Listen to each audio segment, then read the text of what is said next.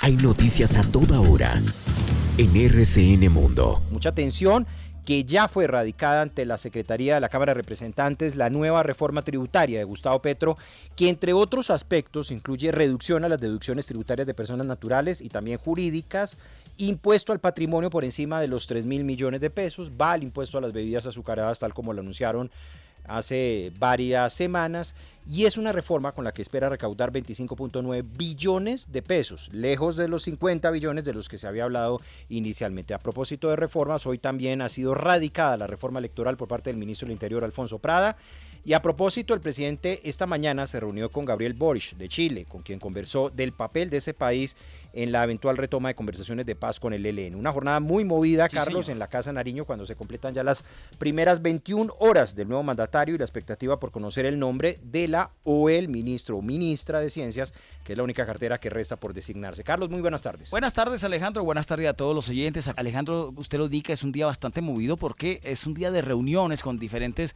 delegaciones, también con el presidente del Congreso, lo ha dicho usted, con el presidente de Chile, del nuevo presidente de Colombia, Gustavo Petro, pero a la par, y como lo había anunciado el gobierno, la radicación de distintas reformas en el Congreso de la República, porque lo había advertido en el saludo o en el nombramiento, la oficialización del nombramiento de varios de los ministros, lo había indicado el presidente Gustavo Petro, que el tiempo es un bien preciado, que es escaso y que además es costoso, y por lo tanto estos 100 primeros días o el primer año va a ser clave en este tema de la reforma. Muchísima reforma, lo que también estaba planteada o prevista, además de la reforma tributaria, que se radicara la reforma agrícola. En eso están en el Congreso de la República, la reforma rural que ha sido anunciada por el nuevo gobierno del presidente Gustavo Petro. Bastante agite, y sobre todo en el Congreso de la República, que están recibiendo todos estos proyectos por parte del gobierno, y vamos a ver el acelerador que le pisa el gobierno con sus bancadas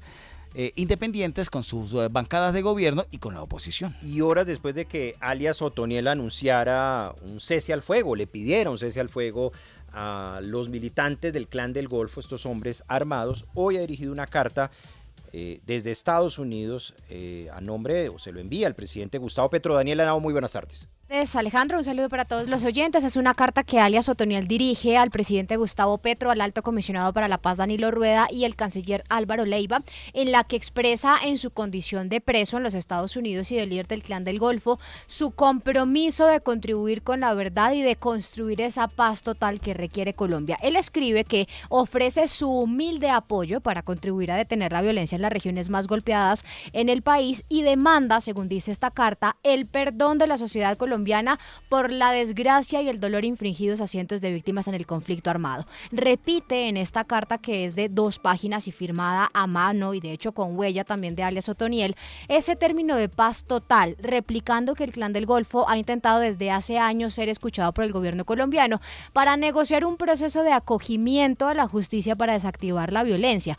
Por eso aplaude en varias partes en esta carta el llamado del presidente Petro a esa paz total. De hecho, se califica a sí mismo como un apóstol más en esa cruzada y le pide al presidente que no solo actúe con sentido patrio, sino que reflexione para que le permita a las víctimas acceder a escuchar lo que él tiene por decir. Hay que decir que esta es una carta que envía desde Brooklyn, desde Nueva York.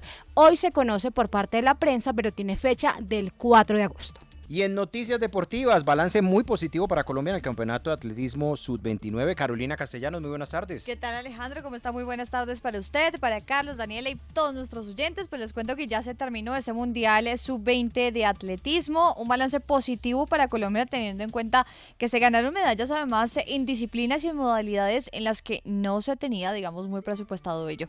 Hablamos del salto largo, también hablamos del 4x100, el relevo femenino, que entregó medallas, y también de Valentina Barrios en lanzamiento de jabalina. Al final, el balance fueron 2 medallas de plata y 1 de bronce para la delegación de nuestro país, y el ganador pues terminó siendo Estados Unidos, el gran favorito en estas disciplinas. 7 medallas de oro, 4 de plata y 4 de bronce. En RCN Mundo estamos conectados con usted.